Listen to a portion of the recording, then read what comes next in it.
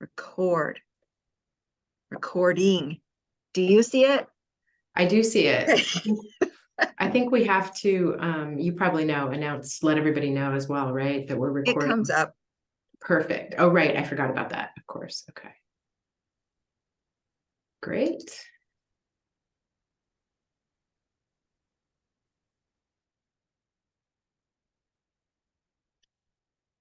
Hello to everyone logging in.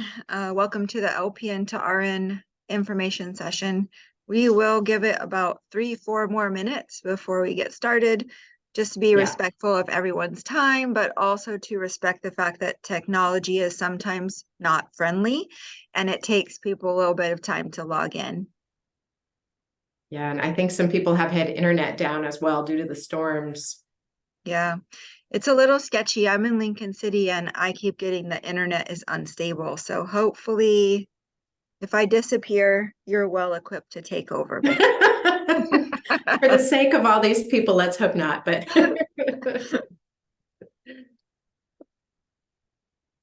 yep, they're still coming on. All right. Yeah, it's 9:58, so we've got time.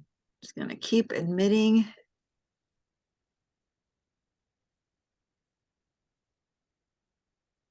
Once I share my screen, if you can admit latecomers, that would be great because Perfect. I won't be able to see the chat or the Okay. admitting. I will take that over.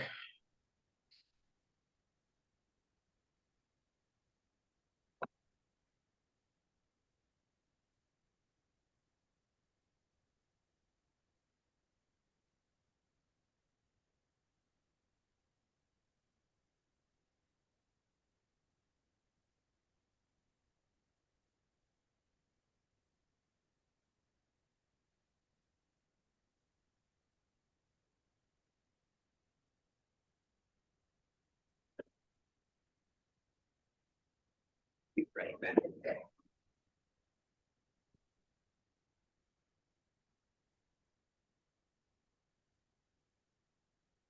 For those of you just joining, I shared that we're just going to wait a couple more minutes just to get started, just in case people are having a little bit of trouble logging on or with their internet. But as you are logging in, we would greatly appreciate it if you're able, if you can turn on your camera. It's much more comfortable for us than talking to black screens. It feels like we're actually talking to people once your camera's on. If you're eating breakfast or brunch or whatever, totally cool. Just good to see faces. But we also understand that there might be times when you need to turn off your camera. If sometimes too, if you're having internet issues, if you turn off your cameras, it decreases your bandwidth. So depending on the storm and everyone's internet connections, I myself might have to go dark if my internet starts acting up, just so I can preserve my PowerPoint and presentation. So we'll just see how it goes. So it's 10:01. I'll get started at 10:03. That's a fair amount of time for people to get started. And I don't see anyone else popping into the waiting room right now, not to see that that won't happen. As you're getting ready to, if you can have your cell phone handy, there is one interactive slide where you're going to use a QR code to participate in an activity. So you'll just need your phone to look at that QR code to open what the activity is. It's not stressful, and it's in lieu of everybody having to do the whole fateful introduce yourself and tell fun facts about yourself, which nobody enjoys when they don't know people. So this is a much more friendly, user-friendly activity.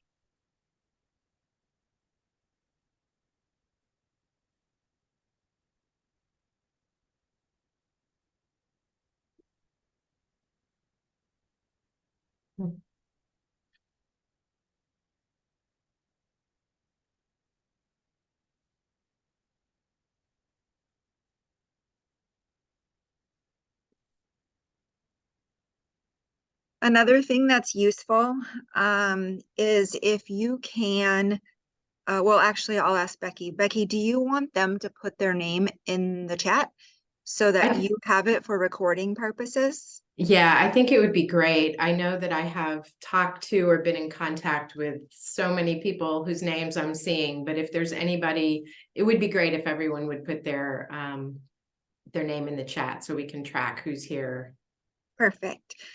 Yes, this is being recorded, and then that way Becky will have a cumulative list of who she's already met with and who she might need to meet with. So that being said, we will go ahead and get started. We'll just introduce ourselves before. Let me just scroll through the participants to see if there's anyone else from the college. I don't think so. I think it's Becky and I hanging out today. So we'll introduce ourselves and then I will share my slides and we'll go from there. So my name is Dr. Crystal Bowman. I'm the Dean of Nursing and Allied Health. I oversee nursing, LPN to RN, nursing assistant, medical assistant, and EMT programs here at Oregon Coast Community College. And I will turn it over to Becky. Great. Thank you, Dr. Bowman. So I'm Becky York, and I am the student success coach for nursing and allied health. Many of you have already talked with me. I would be your contact, your advisor helping you as you apply to the program. Once you're actually accepted, that will change a little bit, but I'm happy to see so many of you on the call. And look forward to talking to those who I haven't yet spoken with.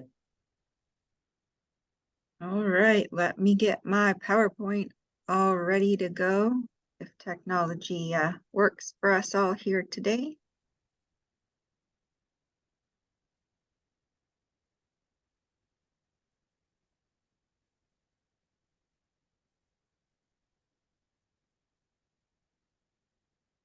Okay, so today this is being recorded.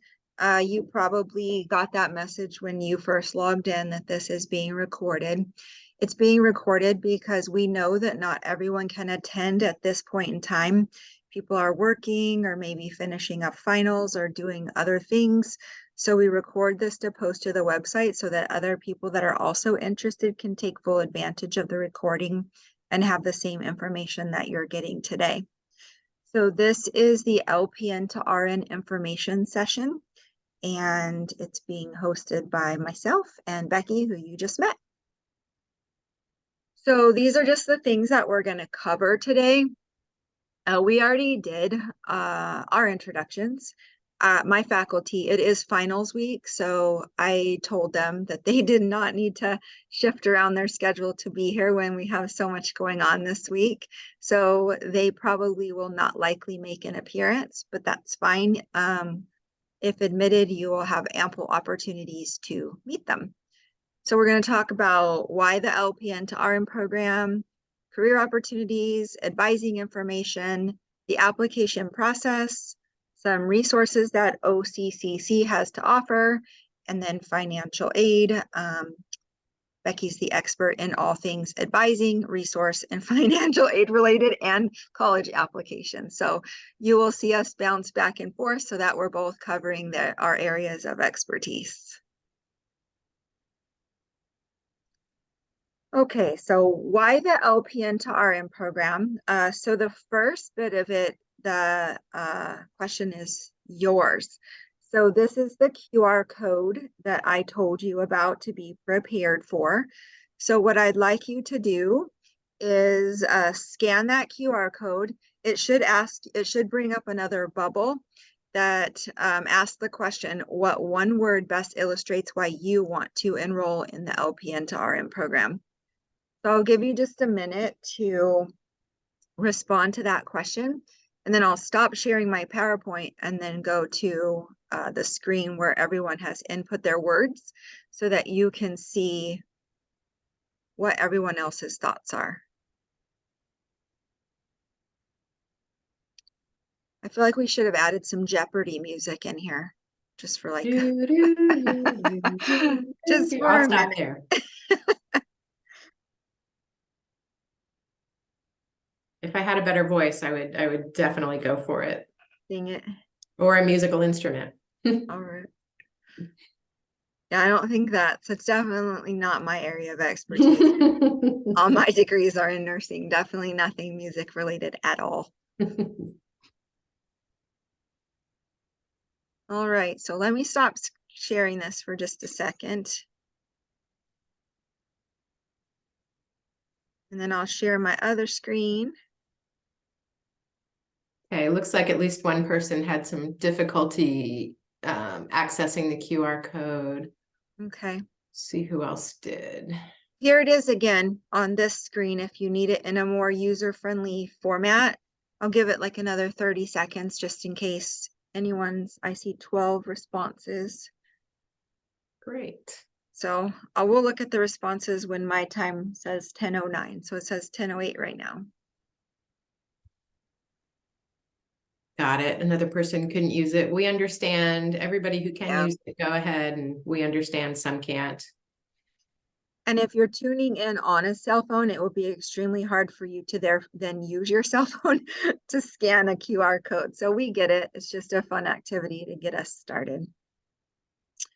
All right. So with that being said, let's take a look at what everyone is thinking. Oh, nice. So these are all your words. It takes, so if you're not familiar with Poll Everywhere, it takes your responses and it makes I'm not exactly sure what's going on with this one, IVERN, or if it means something else, because typically, oh, there we go, more people. So usually like the biggest word is the most used word is the biggest. So in this situation, you can see that there's a lot of words that are equally important, and it switches around as it continues to assess it. But you can see a lot of growth, goals, expansion, passion, advancement, all of those good things. So knowledge. So all really great things and all excellent reasons to enter the program. Let me stop sharing this, go back to my PowerPoint. Somebody wrote in the chat as well, they were interested in order to expand skills and work opportunities. Perfect. It looks like Professor Barton is joining us. Yes, I just saw that. Here. Great. So let me make sure this picks up where we wanted it to be. Oh, looks like it kicked me out. See, technology is not always great. This is the last time we have to switch slides around though for this, so. Professor Barton, did we see you sign in? Yep, I'm here. Like to introduce yourself to the crowd? Sure. Hi, my name's Lynn Barton. I'm one of the faculty at Oregon Coast Community College, and I work across all the programs, predominantly in lab and simulation, and I'm also the full-time nursing advisor once the student is admitted into the program. Perfect, thank you. Mhm. So we'll shift gears a little bit and talk about why people choose OCCC and why we love OCCC and why we think you should choose it too. So historically, we have extremely small class sizes. This has not held true. I will say that this is the exception to the rule, the LPN to RN class. It's the biggest class at the college for sure. We had close to 40 people, 40 students in the September class. So it was definitely the biggest class we've ever had, yet it was manageable. We do have large spaces that accommodate the classes, and we still manage to keep all interactions personalized. And we often get feedback that our cohorts and our programs feel like family because we definitely get to know you. We have some really good programs. We know you by name. We know things about you, things about your life. We really care and get involved with you. We have a highly successful mentorship program that starts on the day that you start classes. And it's just designed to reduce attrition and help give you the resources and the tools necessary to maintain your success within the program. So that's part of that personalized interaction. It starts with you being assigned a mentor, and then from there, it goes off of how well you're doing in the program, how much support you need, what things you're communicating, and just a bunch of other factors. As you probably know, we are situated in Lincoln County, which is a small county on the central coast of Oregon, and community is extremely important to us. One of the requirements for the program is community service completed every single term. The hours each term vary. It does count as part of your clinical hours. So even though it's required, it doesn't feel like clinicals, it feels like service, which is what we want. We get involved a lot in the community in terms of, like I said, community service in so many different places. And then with our local county health department, we have a partnership with them where we are the ones that manage the and run a lot of the vaccine parts of the clinic. So the county obviously puts on the clinic and runs it, and then we provide the immunization support, so the vaccinators.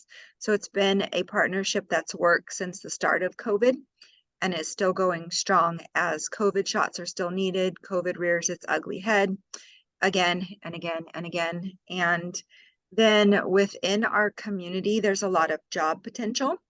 We tell students from day one that from the second you start classes, you're entering into well, in your situation, it would be a 1-year job interview. So everywhere you go, everything you do, you get to know people and people get to know you. We pride ourselves on having an open door policy, even up to myself as the administrator of the programs. Students know that they can come knock on the door whenever they need to, that they can ask questions. They know I'm accessible by email, text, all of those things. So it's a really good resource for students. The cost is less than other programs, and we do have a very high success rate. As an example, the June class that just graduated, it did not have LPN to RN students in it. However, we did have a 95% pass rate on the NCLEX exam. And that's due largely to the effort we put forth in getting you prepared with the new next gen questions and different and other different things that we do, and our mentorship program as well.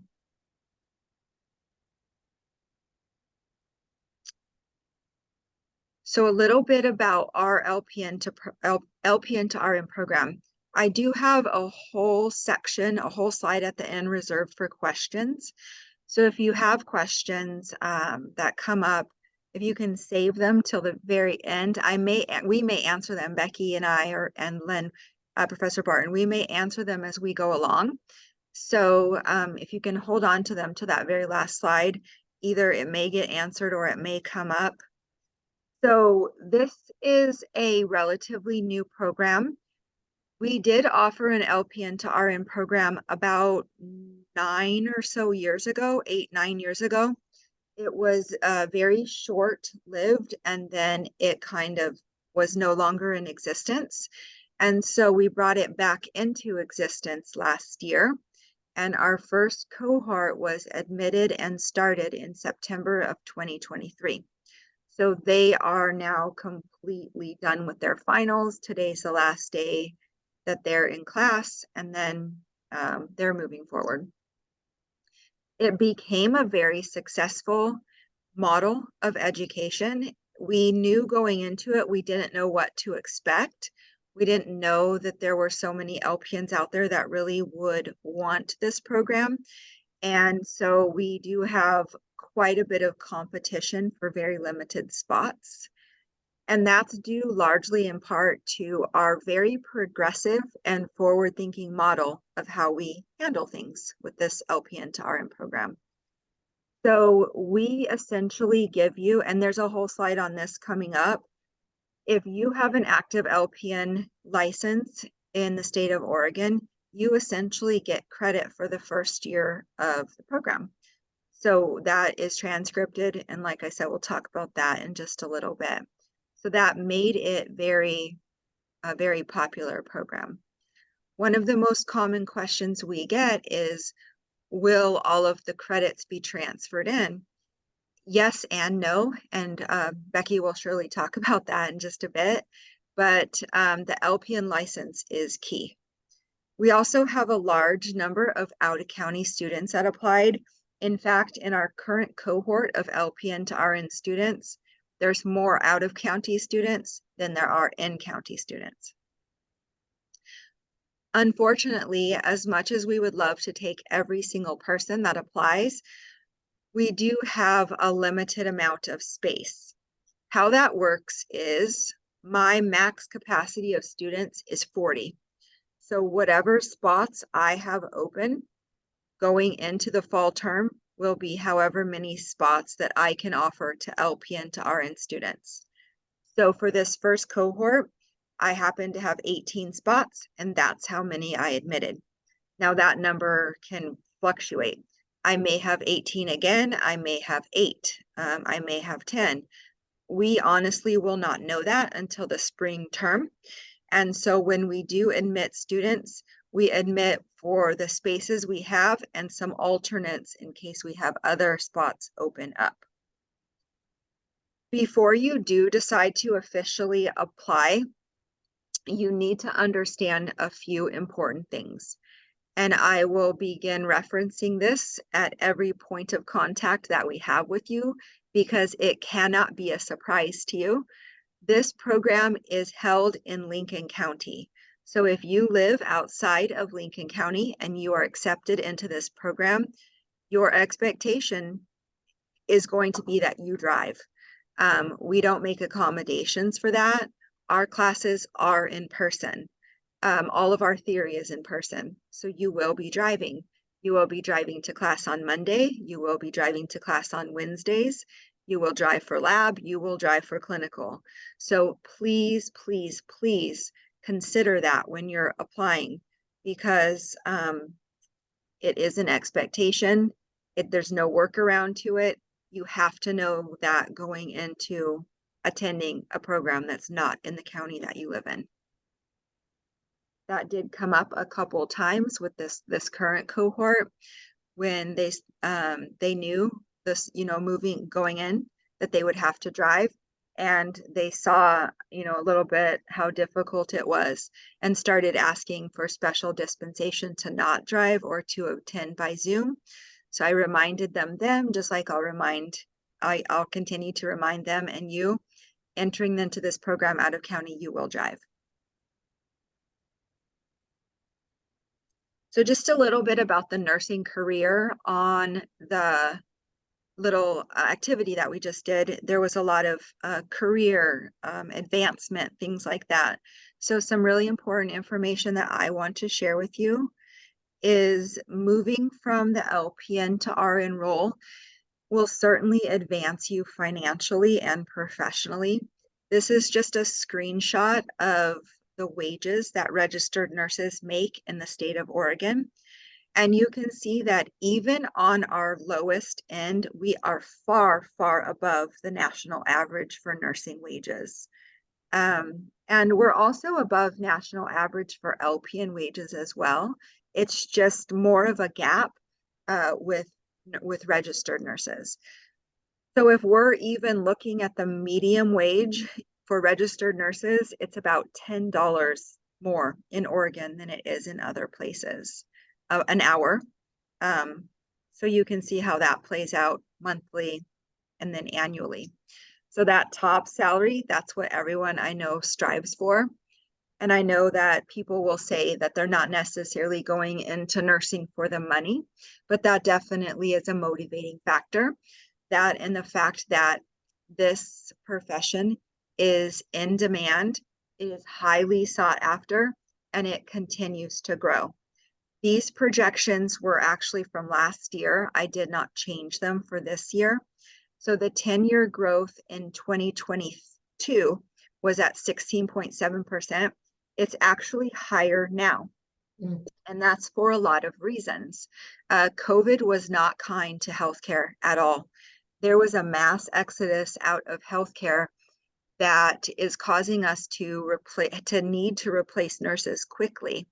That combined with the fact that we are also seeing this aging population and aging nurses. So nurses retired, nurses left the profession, and that left tremendously large gaps in registered nurses that need to be filled.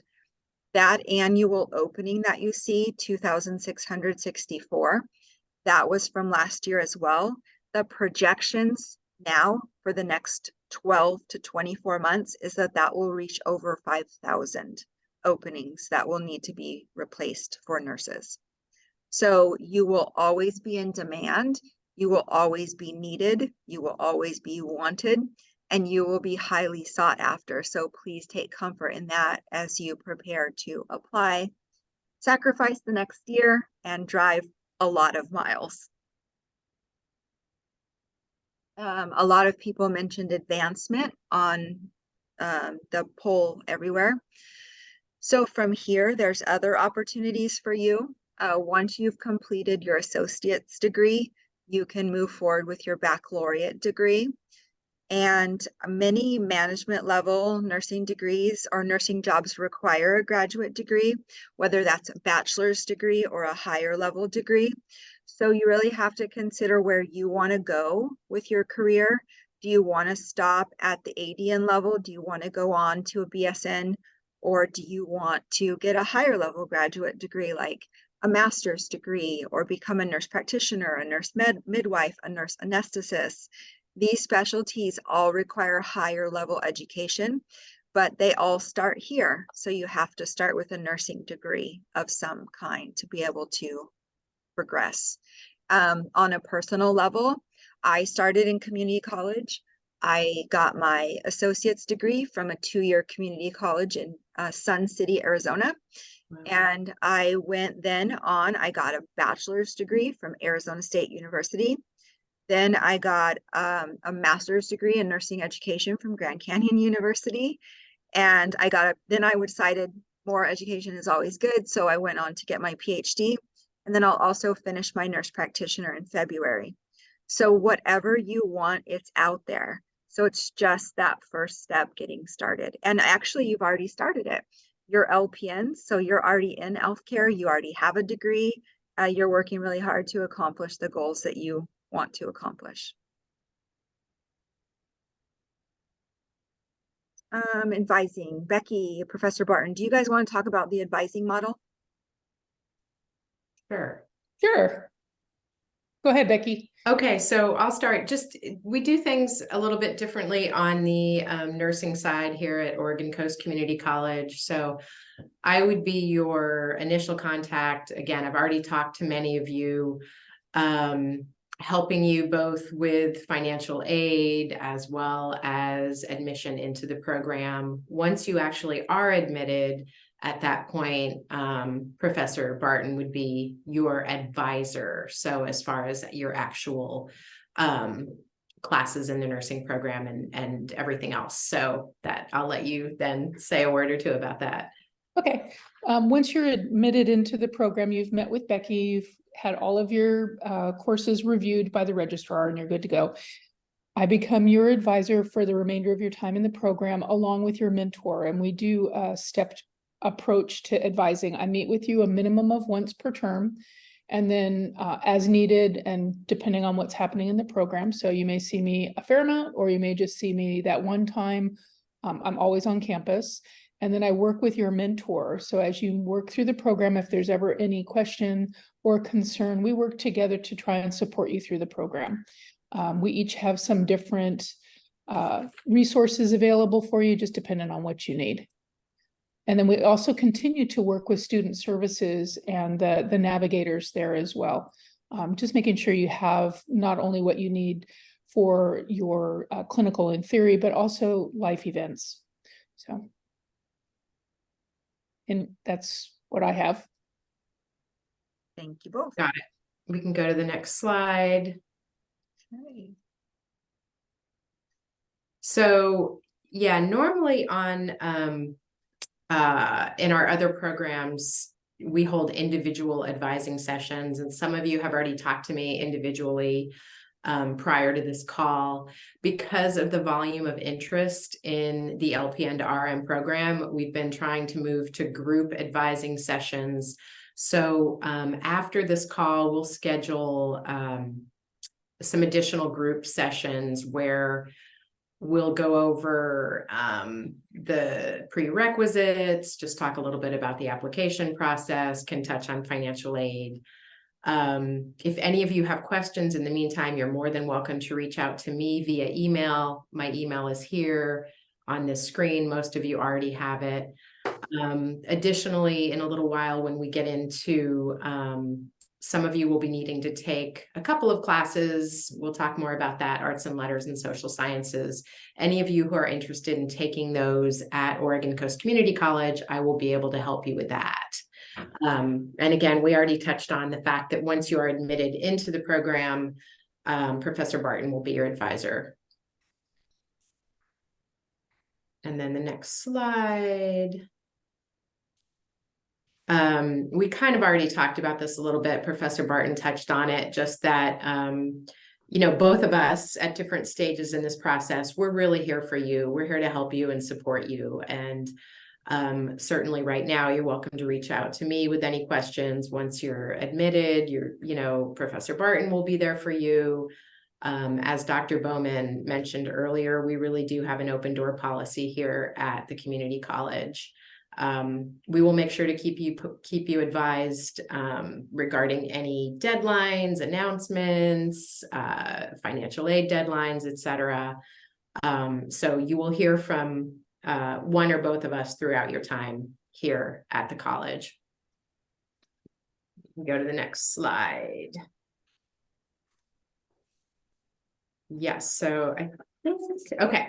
I'm going to just take the first part of this and then I will turn it back over to Dr. Bowman. So some of you have already gone through part of this process. In order to apply for the LPN to RN bridge, the first thing you need to do actually is to fill out our general OCCC application. It's on our homepage. It will take you less than 10 minutes. There is no fee for this. Until the LPN application is actually, LPN to RN application is actually open, when you apply to the college, you're going to need to put general studies as your program. Once the LPN to RN application opens, that will change. You'll be sending us your transcripts from regionally accredited institutions. We'll touch on that later too. Activate your email, complete a transcript evaluation form. This is the kind of stuff that we're touching upon in the group advising session. So I'm not going to go into great detail about it right now. I've got lots of information about this I can send you if you have questions when the call ends. And then I believe, Dr. Bowman, you were going to take it from here. Yes, thank you. So I know it may seem a little bit confusing to have two different applications, but it is necessary just to touch on a lot of the regulatory aspects. Our program is governed by the Oregon State Board of Nursing, so the OCCC application doesn't necessarily address everything that the OSBN requires or the information that we need to gather. So my expectation is that the LPN to RN application will be open by the first week of January. It's possible that it could be done a little bit early, but no later than the first week of January. That being after January 1st, because we're on vacation until then. So there is a $200 fee associated with applying, and that goes toward some requirements that you're going to have that I'm going to talk about when we get to the points sheet. So this is strategically aligned. Your transcripts have to be evaluated, and there's a few things that you're going to have to do as a candidate for this program. And basically that fee goes toward us paying the costs so that you don't pay it individually. Admission into the LPN to RN program is based on a point structure. every single part of the application is point-based, and I'm gonna talk about the points in just a bit. So I need to make it extremely clear. This is one of the things that often gets confusing. You need to provide me nothing to apply except the application fee, and you will have to email me your LPN licensure. I also verify it independently, but that is a step that you have to take. Supplemental items will be required upon your official acceptance into the program. At that time, you will be required to complete a background check. You will be required to get fingerprinted. You will be required to do a 10-panel drug screen. We have a whole bunch of vaccinations that are required, and COVID-19 is one of them. We are a program that requires the COVID-19 vaccination. You also have to obviously be CPR certified. You have to carry liability insurance. You have to carry health insurance. So there's a whole list of items that are required once you're admitted, but do not let that be a barrier to your application process. You don't have to submit anything when you apply. Inevitably I say that, and I get applicants that email me their entire portfolio of vaccinations ahead of time, and I'm just saying that because we don't need that right now. None of these things, your background, your drug screen, your fingerprinting history, your vaccination status, none of those things are relevant to whether or not you can apply or are accepted into the program. That's the point I'm trying to make. So this is Becky and I will troubleshoot this here thing together. So it gets a little bit confusing. So I'm going to do the best I can with it, and Becky can bring in all the technical knowledge that I don't claim to know. So you are LPNs. So as an LPN with an active, that is the key word, active license in Oregon, you will get credit for most of the prerequisites and the entire first year of the nursing curriculum. So the nursing curriculum's not listed here. The prerequisites are. I'm going to stop and let Becky explain what most refers to. So the most refers to everything except the arts and letters elective and the social science elective, which is here on the left. Many of you have already had this conversation with me.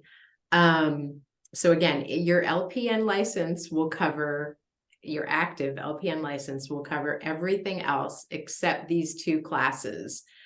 And I wonder if you would want to shoot to the next slide here, Sure. Dr. Bowman, just because it's a little, to clarify, the arts and letters classes, many people don't know, I didn't know until recently.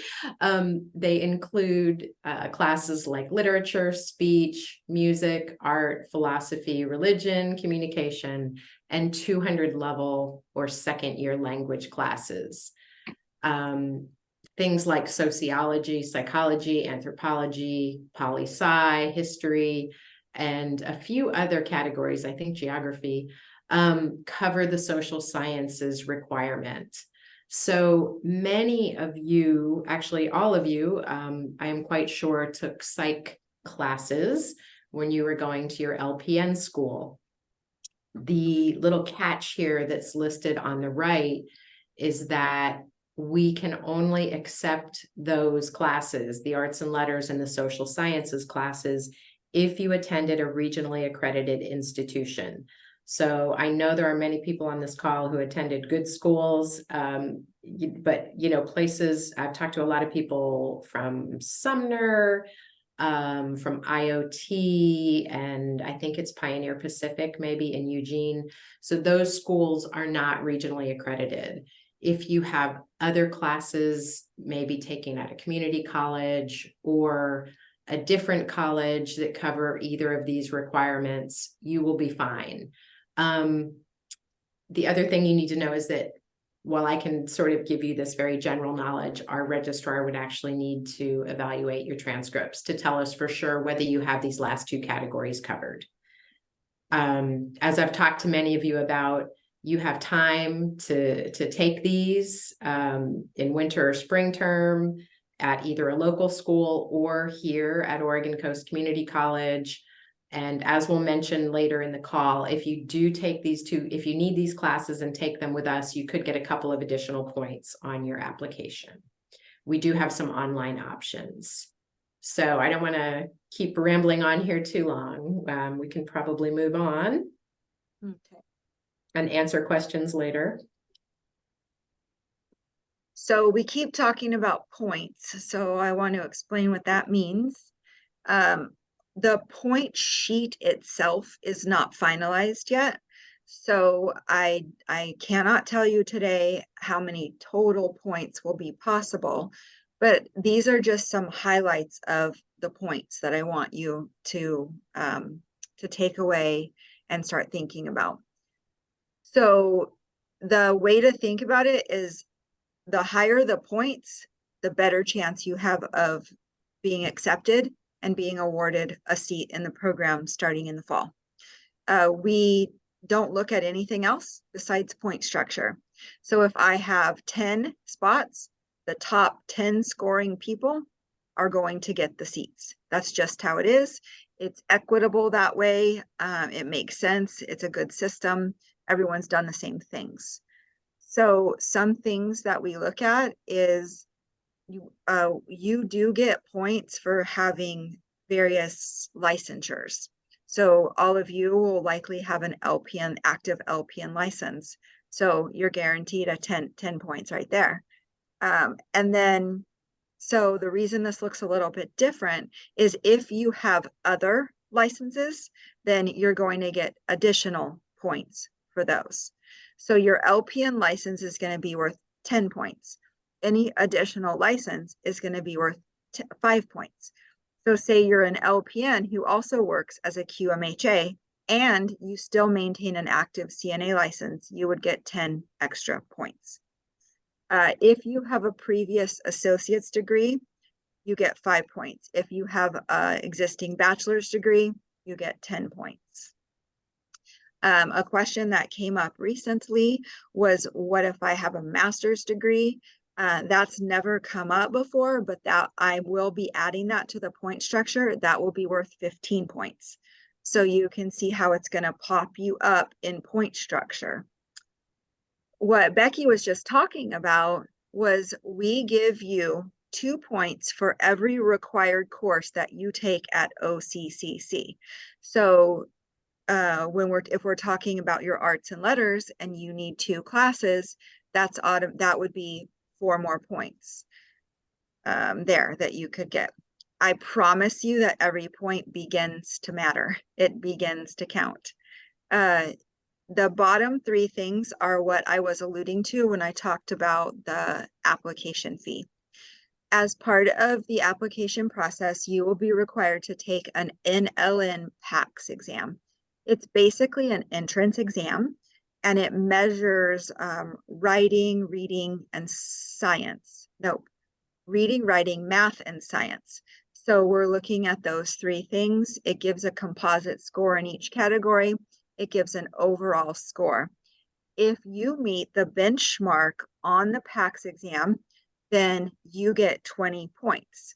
If you don't meet the benchmark on the PACS exam, you get no points. And inevitably, the question is going to become, what is the benchmark? That's actually decided by cohort. So once everyone takes the PACS exam, the benchmark is set. And then it's kind of like, if you think back to school, it's kind of like grading on a curve. So the benchmark sets itself once the cohort of exam takers have completed. In one day, you'll have more information about this later, including a schedule. This will come out with the application or around it. When you schedule your PACS exam, that is about a 2.5-hour test. Piggybacked on that, right after you take your PACS exam, you're going to be required to take an in-person proctored essay. We have a variety of essay prompts. You are not allowed to use the computer. You are not allowed to look up resources. You are not allowed to have resources such as a smartphone or smartwatch when you're writing this essay. It is a prompt. You will sit in a room with a piece of paper. This will be a handwritten essay based on the prompt you are given, and there's multiple prompts. So you might get a different prompt. So it has a rubric attached. The rubric will not be a secret. It will be shared with you what we're looking at. So you will get a maximum of 20 points on the essay. So that's the first day. Then you will be brought back for a face-to-face interview. Now, that doesn't necessarily mean that it will be conducted in person, and it will mean another drive for you. We have done these interviews in the past on Zoom. So the thing that is good to know, people feel better about, is they're actually group interviews. It's not a one-on-one interview. So we're expecting a large number of candidates for a limited number of spots. So for us to do, let's say 40 interviews one-on-one would be very difficult. So it's actually broken up into groups of between 5 and 8. And we have a process worked out for the interview. It also has a rubric that will be shared with you, and it is worth a maximum of 30 points. These interview panels, Becky will be invited to them, as will Professor Barton, as will current, this is the part that I think is amazing, that I think is kind of fun. We invite current second year students to the panels as well. So you're being graded by a panel of your peers as well. And I plan to have an equal mix of LPN to RN students, as well as students that were already existing before the LPN to RN students joined them. So your interview panel will be about 5 people to match the number of people that will be interviewed. So that rounds out the points. There may be a couple things added to it. Like I said, the point sheet itself is not finalized. We felt like getting the beginning of information out there was more important than finalizing the point sheet to begin with. But the point sheet will be published when the application is published. 100% transparency is our goal, and it's what we do really well. Turning it back over to Becky. Okay, I'm sure there are going to be a lot of questions from that last Sure. slide. So I'm going to try to go through this last bit relatively quickly. So we just want to let you know, we have quite a few resources here on campus in Newport. We have a really wonderful library. We have private and group study rooms. My gosh, a lot of the first year nursing students this year they came to campus every Friday, even though they didn't have class that day, and would just get a study room, reserve a group study room, and order lunch and spend the whole day in there. Lucky people. So we have math and writing assistants. We have tutoring available. Dr. Bowman already mentioned the mentorship program with faculty support. Again, Dr. Bowman and her staff with their open door policy. We have a wonderful associate dean of student affairs. I included his email on here. He loves feedback. He handles things at the college like the grievance process. And then this next bullet point is really important. We have a fabulous student resource navigator named Tracy Jones on site here. And her responsibility is to help ensure that our students have their non-academic, i.e. basic needs met while they're attending college here. So we have some really terrific support that we can offer. We work with if people are on SNAP benefits, we have a STEP program that can help with just everything. I mean, anything from utilities to possibly rental assistance, gas. It's pretty remarkable what they can do. We have a diversity and inclusion committee on campus. There's a student government. We have a bookstore, which is seems to be turning back into a cafe more every day. So there's typically food available while you are here on campus for your in-person classes. And then the next slide. I would like to add that our quesadillas are extremely popular. They're very inexpensive and they're delicious. So Yeah, the prices are really good, and they really do. The food seems to be getting better every day. So just to touch on financial aid, since most of you are LPNs, it might have been a while since you had to fill out a FAFSA. Typically the FAFSA opens every year in October. This year it has been delayed. So they're redoing a lot of things with regards to the FAFSA. They're saying the federalstudentaid.gov is saying that it will be open by December 31st of this year. Related to that is OregonStudentAid.gov. There are scholarships on there. They have an early bird and regular deadline. The Ford Family Foundation, if you Google that, there are some tremendous scholarships that they have. Some are specifically set up for parents or for students who are slightly older. They say 25. Personally, I would say slightly older is older than that. But and then the Oregon Coast Community College has a foundation called the OCCC Foundation. We have some scholarships of our own that will open in February. As well, we administer nursing loans from the Department of Health and Human Services. We have a certain amount of money that comes in every year that can be distributed to nursing students to help meet any unmet financial need that they have. We will be holding at least one, hopefully more, special financial aid information session for nursing students early next year. This will be a separate call. Again, my goal would also possibly be to record that so that we can share it. We'll be able to offer you more details on what financial aid assistance will be available to you. I am not an expert on this yet. I'm relatively new, so I have a lot to learn with financial aid. Our next slide. Oh, I guess that is, I'm going to turn this back over now to Dr. Bowman. Yes, the fun part.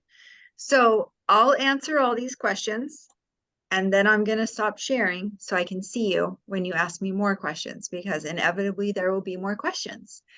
So most of these I think I already answered. This is just, I know the most popular questions that I've been getting. How many students will be admitted? I talked about it 100% depends on how it goes. So just like I said, we pride ourselves on transparency.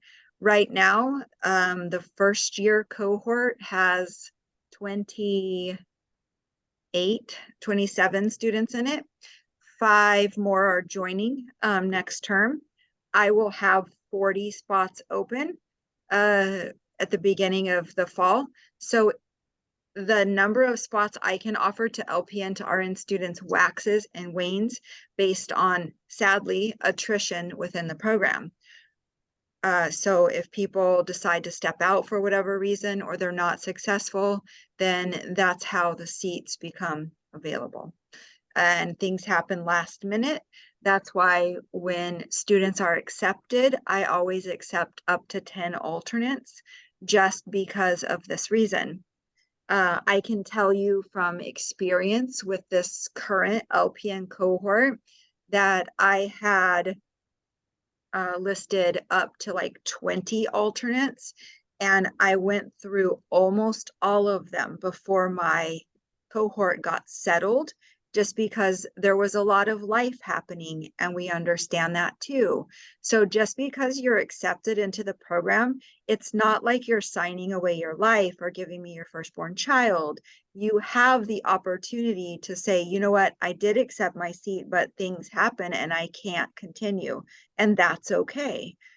You have to know that none of the application fees are refundable if that's the situation. I had people ask about that, but you always have the right to change your mind. If you change your mind, I go to the next highest scoring person on our point sheet. That's the way that this works. And I keep doing that until I have a finalized cohort.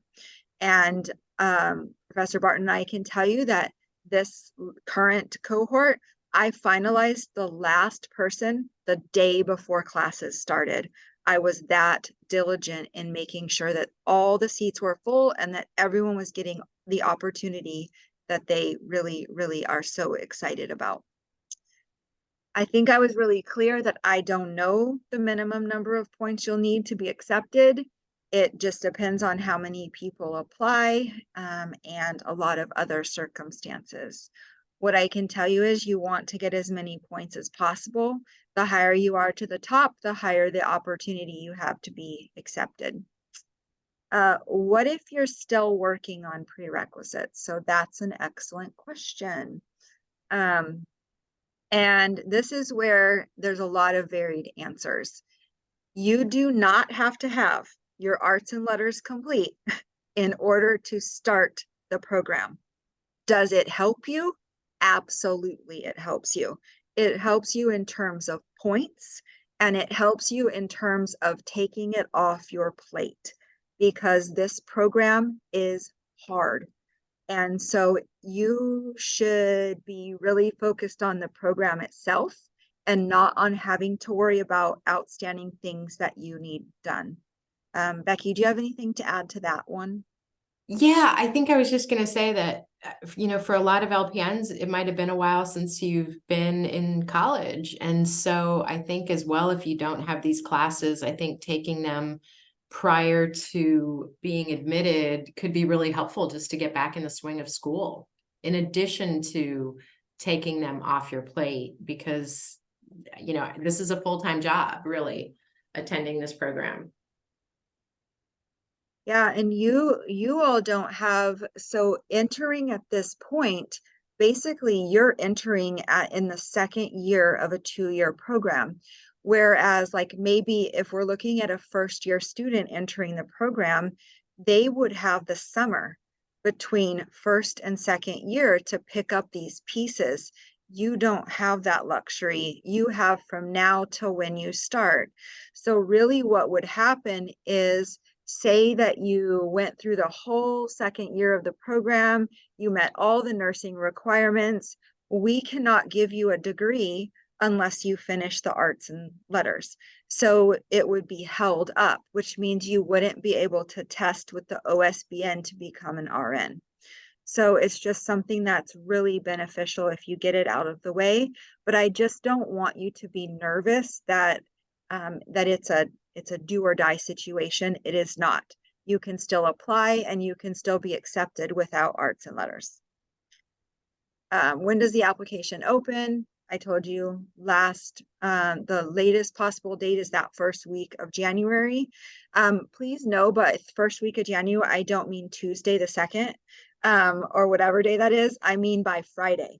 So people will inevitably email me on Tuesday and be like, it's first week of January. Why isn't the application open? Just a reminder that the college does close over the holidays, and when it reopens, there's a lot to get done all at one time. So I will get it open as soon as possible. And I am actively working on trying to get it open before then, but there's a lot of moving pieces. I'm sure you can understand that. When will you know if you're accepted? Excuse me, I am losing my voice. You will know by May if you're accepted. So we really strive for like the Mother's Day marker, not as like a Mother's Day gift and not for any reason except for that is just when it has aligned historically in the past, when we can get everything done. Now it also depends on whether how fast we get everyone scheduled for PACS exams and interviews and those things. So it might be pushing June, but definitely by June 1st is our goal to inform you. And we issue a couple types of acceptance. We'll issue you an acceptance, like, yes, you definitely have a seat. We'll issue you a conditional acceptance, like, yes, I want to give you a seat, but you still have this, this, and this to do. Or I'll issue you an alternate letter, like you're at this point structure that puts you in the position of being an alternate. It doesn't mean you're accepted, but it doesn't mean that you're not accepted either. Where will clinicals be? Lincoln County, another thing. So consider that when driving. I am working on a few different options for some out-of-county placements. They, however, would not come into play until your third term. So your fall term and your winter term, 100% of your clinicals will be in Lincoln County, except for your community service. You can get that approved to do in your own counties, serving your own communities. And now, on that note, I'm going to stop sharing this so that I can entertain your additional questions. Becky, myself, Lynn, we'll all take questions. And Dr. And I Bowman, see Amanda. I saw that somebody already wrote in, if we are coming from out of town, can we do the volunteer requirement in our county? And you just answered that affirmative. So Perfect. yes, great question. There's another question that came in the chat, and then I think we'll take live questions too. Someone okay, hang on. Let us catch up here. We want to, and we want to give you a chance to ask questions with your voice too. But the second question is, if I have an active LPN and my CNA is still active, is that extra points? Correct. It will be extra points. You will get points for both of those things. Nice. And then the last chat question we're taking right now from Rachel, who I have met. Do we need to have our bachelor's degree completed before applying to the program to get the points, or before the program starts? For instance, if we're graduating in June with the bachelor's, would we be able to use that? I think I know this answer, but I will let Dr. Bowman answer. Your bachelor's degree would have to be conferred in order to get the points, which means it has to be on a transcript. So that's a transcriptable point structure. We need to be able to see it on a transcript to award points for that. Okay, so let's move to live questions. And we can unmute you, or I think you can unmute yourselves. Yeah, there's no restriction. You should be able to unmute yourself. If you can't, raise your hand and we'll do it for you. I know there are questions. Unless we just did such a stellar job of answering everything. Which I have one, but I can't find my raise my hand button. Sorry. That's okay. What's the attendance policy for the program? Good question. So we recognize the fact that you are all grown-ups and you have your own free agency whether or not you're going to attend class. So theory class, we do not require you to come to theory class. It does not bode well for your success if you don't, because that's where all the content is. But theory, if you don't come to class, you don't come to class. The only day that theory is required is if we have a guest speaker, it is then required. And there are a couple other days, like we do some activities that are required. But Mondays and Tuesdays are second year theory classes. And like I said, we cannot enforce that. Clinical hours are required. Community service hours are required. So if you do not attend those, you cannot meet the outcomes of the program and you will not be successful in the program. And those are board regulated. I guess one question that it probably, we don't know what we don't know, but our passing standard on exams is 76%. So that's important to keep in mind when deciding whether or not you're going to attend class. Is we do talk about the stuff that's going to be on the test. We give you course compasses. Our curriculum is set up as a flipped classroom. So what that means is we give you the content in advance. We expect you to come to class prepared, And then in class, we utilize active learning strategies to reinforce the content and prepare you to be successful. This also piggybacks on the fact that we have 100% been able to tie outcomes, improved outcome to in-person attendance for classes. The more people show up for class, the higher their success rate, which translates into a greater chance of success on the NCLEX exam.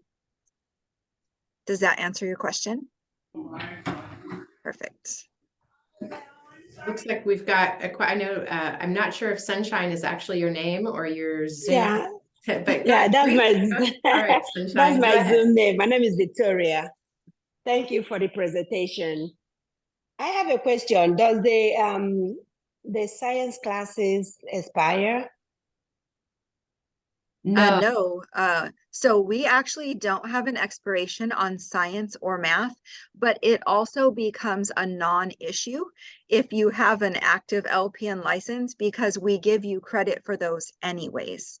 Okay. There is a slight, so there is like a, Becky and I think we've decided that it's probably never going to happen, but there is this slight circumstance where maybe someone has completed the first year of a nursing program someplace else and they want to simply transfer into the second year of the program.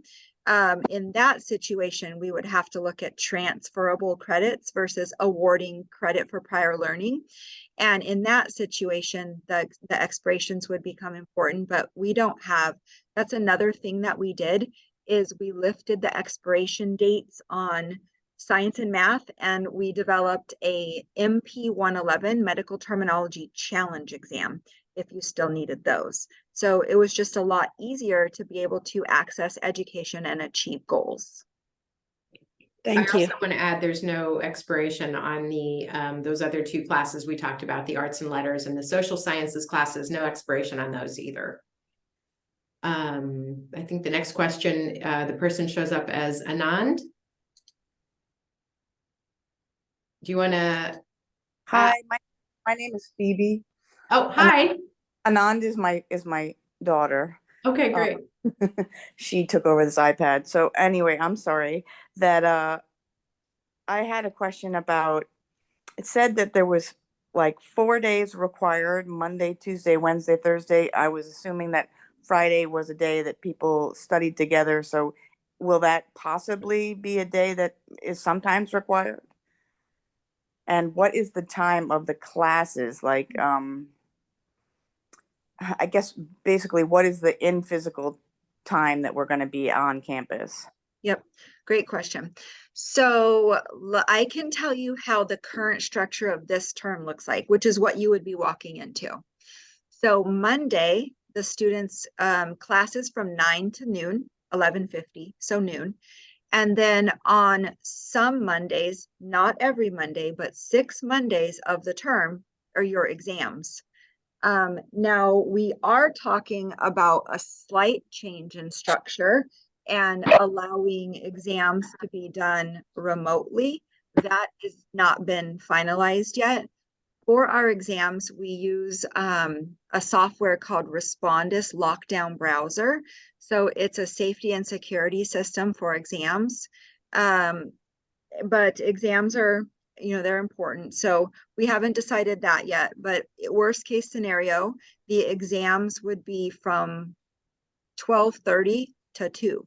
So your Monday would look like 9 to 2. Tuesdays, your class is 9 to 11:50, and then you have clinical conference in the afternoon from like 1 to 4. So Tuesday, 9 to 4. Wednesday, Thursday, Fridays are reserved for clinicals. The first 2 weeks of your term, it's lab. So the first 2 weeks you have lab Wednesdays and Thursdays in either Newport or Lincoln City. So after in week 3, starting in week 3, you may actually not have to drive Wednesday, Thursday, or Friday. It just depends how your clinical schedule works out and how you're fitting in your community service. Thank you. Let's see, Deltrina? What is the cost of the program gonna look like? Yeah, yeah, I don't have the cost sheet finalized. On our website, if you go to our website and you look under our website page, and then I'll go find the link and give it to you. On our nursing website under additional resources, or maybe Lynn, maybe you can do this for me while I'm talking. If you go to the OCCC website under academic programs under nursing and additional information, there is a cost sheet there. What you're looking at is the second year. The second year costs would apply to you, as well as like book fees. And then there's like some other resources that we use that feed into it as well. So I don't have a cost sheet developed yet for the fall term, but that will give you a basic good idea. One thing that's different is we do not charge out of county tuition. The tuition is the same no matter where you are in the state of Oregon. Okay, thank you. That's helpful. Let's see, I think we had a question from Amy. Hi, so I actually have two questions, if that's okay. You're My allowed. first question is, do you give preference to people that already live in Lincoln County or that are local? Good question. And yes, that will be additional points if you do live in Lincoln County. You do get additional points for that. It'll be like 5, 10 smaller minute amounts, but yes. Okay. And then my second question is, what are the clinical sites? Or are you able to share those? Well, they're constantly under development. I can tell you that I can give you like the broad scope of it. We go to Samaritan, the 2 coastal hospitals, so North Lincoln and Pacific Communities. We go to Avamere Rehabilitation Center in Newport. And then we have a plethora of community sites. I always forget them, so I won't mention them, but some of the places we go are clinics, home health, hospice, the jail, different places like that. So we have quite a few of those, and we stagger your schedule throughout your 1 year here so that you get the most experiences possible. And that's just the fall and the winter term. In the spring term is your capstone term, and that is 165 clinical hours with 1 preceptor. So it's a one-on-one preceptorship. And that's the one that I'm trying to get developed, where you might be able to do that in your own county. In a specific place. There's a lot of requirements for that aren't for this meeting that you learn more about once you're accepted into the program. Okay, thank you. And is that both your questions? Yeah, that was both of them. Okay. All right, thanks. I don't see any other hands up. Are there any other questions at all? Oh, Professor Barton has her hand up. Because I can never Fine. find a little thing. I posted I posted the link for the cost sheet, the person who was asking about what the costs were. So I can either pull it up as a shared document, or you can go to if you can see the link in the chat, that'll take you right to what the cost sheet is for the program currently. And there's always, adjustments as we move through the fiscal year. Yeah, and when you look at that document, you really just want to pay attention to year 2, because the cost sheet includes the cost for taking all the prerequisites, meaning the regular nursing applications, not the LPNs would need to take. It includes the year 1 costs as well. Your book cost will be lower because you're coming in, you're just going to need the books for the second year of the program. So I think I've been telling people, from my estimation, you're looking at $10,000 to $12,000 an hour, $10,000 to $12,000 for the year, but do not quote me on that until the actual sheet comes out. I recommend you look at this sheet and do your own math. Our tuition has gone up slightly since that was posted, but it's not a scary jump.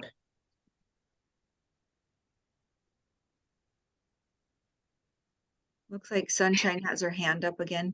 All right. Yes, thank you. I was wondering, how many times can we take the pre-entrance exam? Oh, Once. oops. Okay. So do we have a link to where we can apply to the school? Yes. Sorry. No, go ahead. I was gonna say if you want to drop that in the chat, that way they can. Yeah, get I that can. directly. You know, I'm actually going to drop a document in the chat that I've been sending out to the LPNs that I've either spoken to or been in contact with email. You are also welcome to email me directly after the call, but I'm going to go ahead and drop a document in the chat, which will give you the instructions for applying to the college and sending your transcripts. Thank you. And I'll let Dr. Bowman take the last question while I do that. Okay. Amanda has a question.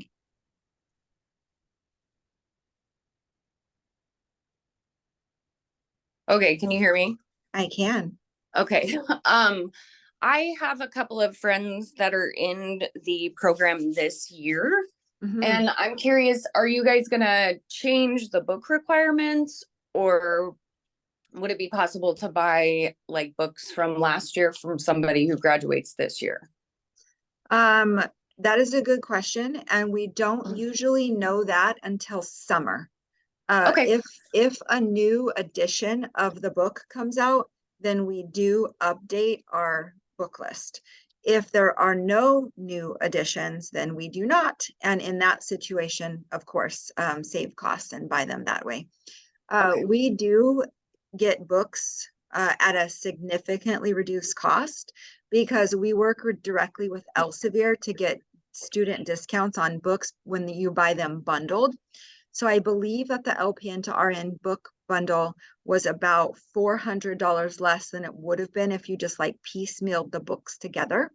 So nice. we do that. I do that as well. Just work with the vendor to get you the best price possible. Okay, perfect. Thank you. Just a jump off on the book costs.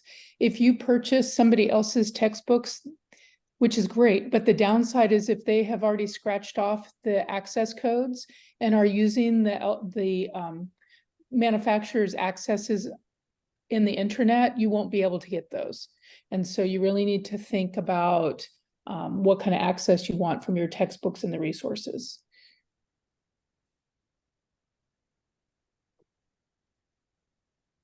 And I'm happy to field any questions about those as you move through the process of applying and wanting more information about the textbooks.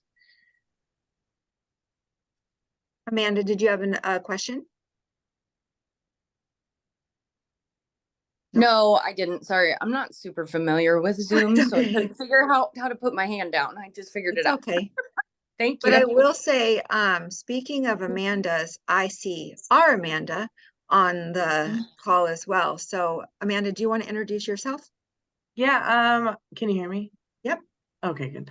I'm Amanda Gustafson. I am the office specialist for the nursing department. So pretty much you need help with like uploading anything to your there's a program that you'll have to upload some of your documents to. I can help you with that, or questions in general, you can email me too. I can put my email in the chat too. So Perfect. She keeps us all straight. She's like the gate to everything. It was Phoebe, right? Do you have a question? Hi, yeah, this is Phoebe. Okay. I just had a question about the recording. Is that going to be sent out on like an email, or is it going to be recorded for us to listen to this Zoom again, or is it just if you were here, you were here? No, it's Phoebe. so it's not Okay. going to be sent out, but it will be posted to our website. Oh, great. Thank you. Yeah. And anyone also is welcome to email me after the call if you need to know where that is, or as I mentioned, I just posted that general information sheet to the chat. I can send that to you, as well as be available for talking about if you want to get those prereqs. Those of you that need those 2 prerequisites are actually their program requirements. If you need those, I can share more information about that. Daltrina. Will there be scrubs provided for clinicals? Is there like a uniform standard for like covering tattoos or hair color, stuff like that? Uniforms, we give you the vendor to order them. There is a specific uniform top, and we just wear black pants, black scrub pants of any kind, but your uniform top you order. And tattoos, really none of our clinical partners care unless they're offensive or in places that could be offensive or say offensive things. Piercings are limited. We have a whole clinical orientation that we go over all of this. Piercings, just think safety. You have to remove ones that aren't safe, or at least put like the nude covering over them.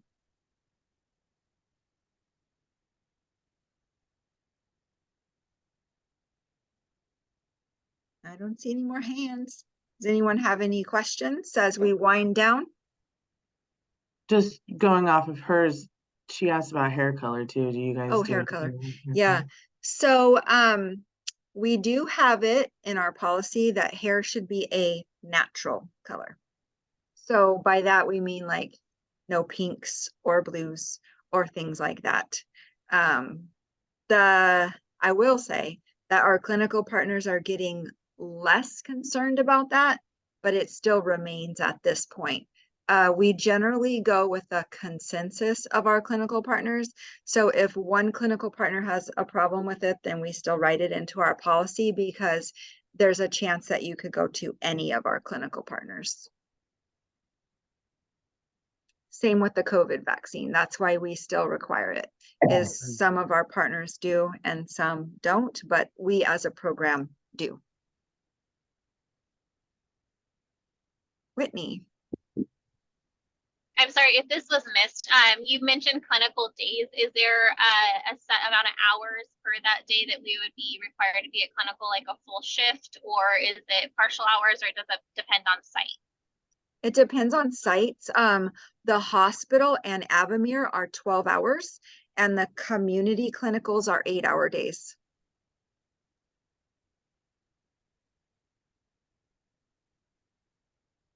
Edna. When you mentioned the COVID vaccines, is it just the first 2 that are required, or do you need your boosters? So when you're looking at a COVID vaccine, we go by what the CDC says is vaccinated, fully vaccinated, which is a booster. So you have to have, well, there is no primary series any longer. So if you've never had the COVID vaccine right now, you would go in and you would get this new one, and you'd be considered fully vaccinated with the one vaccine. So it's whatever the CDC definition of fully vaccinated is at the time. Would you be able to, I had a reaction, it was pretty severe from my second vaccine. Would you be able to get a doctor's note for that? Or you can 100%, it is within your right 100% to apply for an exemption and have them considered. The thing is that when you're thinking about that, we are guests in the houses of our clinical partners. So if they say you have to have a COVID vaccine, then you have to have a COVID vaccine, or you cannot do clinicals. If you cannot do clinicals, you cannot meet the outcomes of the program. So that's something to consider. There's no guarantee that any exemption will be approved, but you are always allowed to apply for them. Can I just clarify something? Because you said you actually did have, so you had the series. I just want to make sure, but you have not had a booster. Yeah, I had the first 2 vaccines, and I'm a travel LPN, so I have worked throughout the state of Oregon, and most places have no problem with me not having a booster. I've actually never had a job reject me over it. I know clinicals are different, but I had a severe reaction from the second vaccine. So I've never had a booster. Yeah, and you just nailed the difference is as a nurse, you're working for them and they're paying you. As a student, you're a guest and their criteria is different.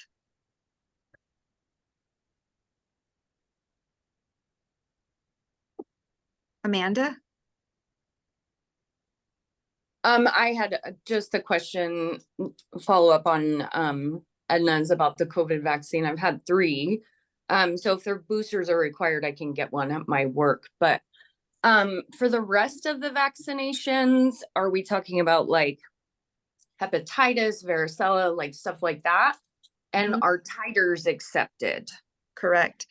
Lynn, can you go back to our website and pull out the, or Amanda, someone, and post that link in the chat? We're going to post a document for you that lists all of our requirements.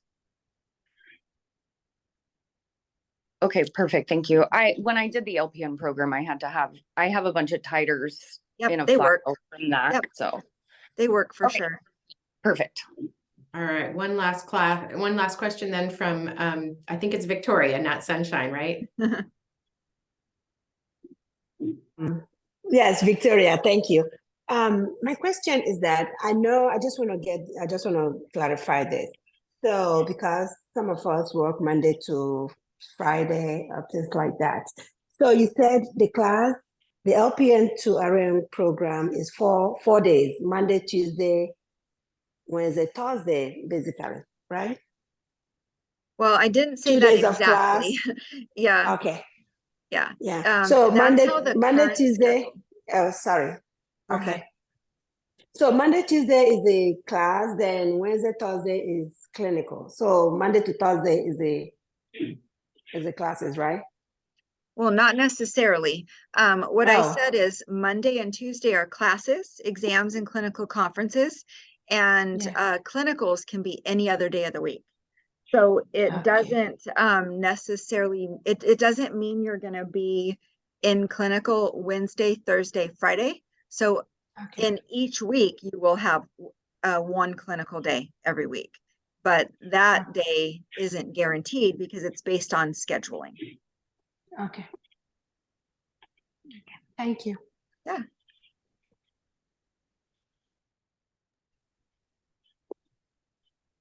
The vaccine requirements are posted in the chat if anyone needs the links. Thank you. How far ahead of time do we know that like weekly clinical schedule? You'll get it. You'll get the whole term schedule about 6 weeks before the term starts. Okay, great. 4 to 6 weeks before the term starts. Thank you. Yep, because we know that people have to do work schedules and organize their lives. I can tell you that we have a group of students right now that drives from like the Corvallis, Albany area, and they carpool together.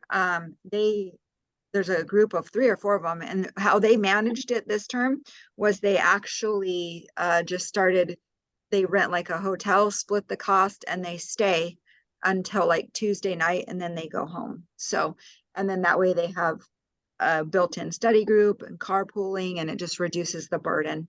So those are things to consider too. Once we have like a solid cohort accepted, just figuring out where everybody lives. Over the summer, you will have a few days of required orientation, and that's when we start to talk about that, and that's when you'll meet the other people in your cohort.